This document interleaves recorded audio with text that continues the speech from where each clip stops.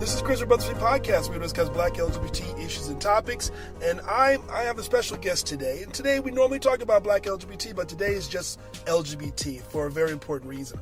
I'm with the BuzzFeedNews Reporter, Nidhi Prakash, in regards to an article that was recently written not that long ago. And the report basically speaks of more LGBT people were killed so far in 2017 than all of 16, which I found very surprising. And so we are definitely here with Nidhi. How are you doing, Nidhi?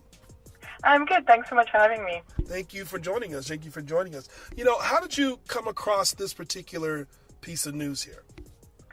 Right. So, I've been covering various issues that affect us in the LGBTQ community for a while now. And basically something that I noticed earlier this year was that I was covering almost every week, a story of a trans or gender non-conforming woman of color who was murdered. And that was, especially, I guess, towards the first couple of months of the year, it just seemed to be happening so frequently. So that's something I noticed on a week-to-week basis. And then basically I reached out to this organization that I've worked with before, the National Coalition of Anti-Violence Programs. And they do a lot of really good tracking of hate crimes and, in general, hate violence against LGBTQ people. Yeah. And the funny part about, this is the fact that I'm thinking to myself, this has been happening for years. Why is it now gaining so much attention? Right. Well, it's really interesting because I think that, seeing this uptick, and it basically what the report that they had in August said was that they'd recorded 33 LGBTQ people who had been killed in hate violence related incidents up to August this year, and that last year the whole total was 28. So, part of it could be that just more people are reporting these crimes, or that even that they're just being identified better. But it's hard to say whether it's just that, or whether it's a combination of that and an actual increase in violence against LGBTQ people. And, I think one of the things that we're definitely all conscious of now is that there is an administration right now in the White House that has made several moves that seem to curtail LGBTQ rights or seem aimed at, not recognizing various aspects of our communities. And so that's something that definitely a lot of experts that I talked to referred to as well when they were trying to understand what's going on with these numbers. Now, when you say report it better, what do you mean by that? To where the... Yeah. So, I think one of the things is that, I think the starting point that we should definitely get out there first is that there is no kind of centralized federal counting of LGBTQ homicides. So that's a problem to begin with. So this one organization basically puts these reports together based on media reports or reports that they get directly from communities. And so when we say better reporting, it could mean that the media is reporting on this with a sense of awareness that maybe they didn't have in the past, that we know that there's always misgendering and dead naming of trans people especially in local media outlets and stuff. So it could be that they're getting a little better at identifying who people are. But on the other hand, it could also just be that these stories are gaining more attention because there is this kind of slightly hostile environment that we're aware of now. Now, a lot of these particular crimes are not being documented as a hate crime. Is there a particular reason why? Right, and I think it again goes back to this, I guess, that problem of not having kind of a central federal database or a central way of classifying these things. So every state has, a different approach to hate crimes laws. And we know that in Louisiana and about 12 other states, they have hate crimes laws that cover sexual orientation, but not gender identity, for example. So, it really leaves things in this kind of scattered state. So, really it varies a lot, state to state, and even in some places city to city, how things are treated when the police come and find that someone who could be LGBTQ was the victim of a hate crime. Wow.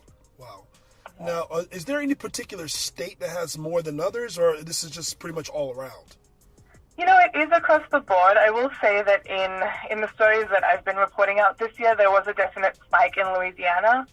And, I'm not sure why that is, but there were, I think, 3 or 4 cases in Louisiana earlier this year.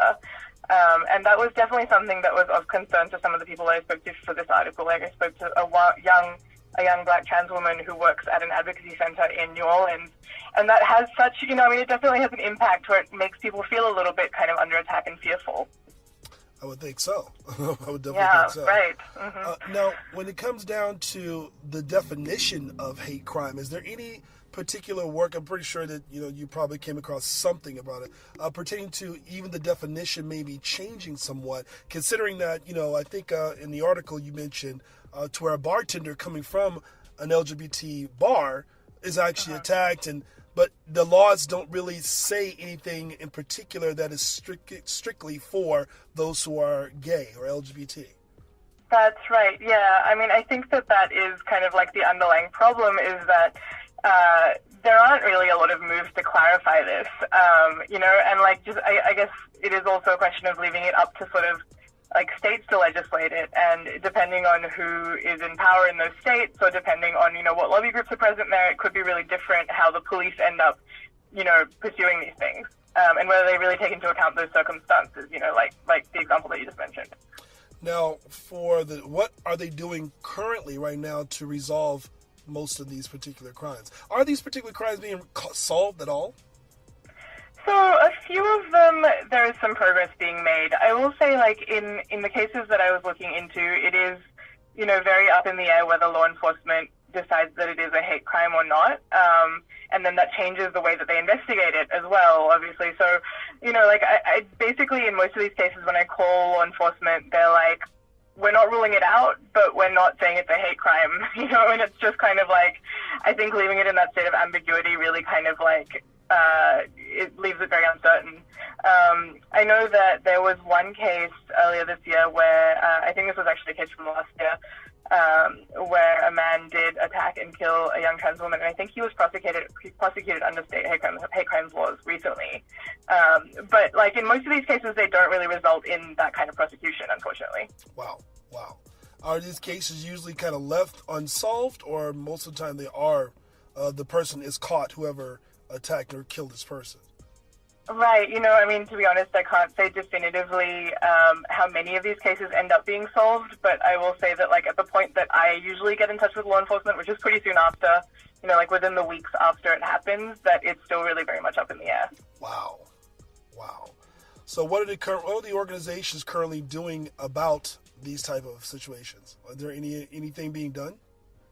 Yeah, so I think like organizations like the NCAVP that I mentioned before, they're at least making an effort to try and get some kind of data out there, because I think that without having that kind of like baseline of being able to say, well, here are the numbers, and the numbers are worrying, it's hard to kind of force that change in legislation that we're talking about, or change that kind of attitude towards what should be considered a hate crime. Wow. Again, when I came down, this is not even including the pulse numbers, correct? Right. Yep, absolutely. That's right. Pulse is, so just bringing up Pulse for a minute, Pulse is considered to be strictly a hate crime. Is that correct? Right, exactly. So I think that the distinction that the NCAVP was making in this report in August was that they were looking at individual cases, rather than mass shootings, at individual cases where someone had been targeted, according to that reporting. Gotcha. Right. Again, I do appreciate you taking the time out to kind of give some information for the community here. This is something that's still kind of bugging out. It makes me wonder what's going to happen next year. Right.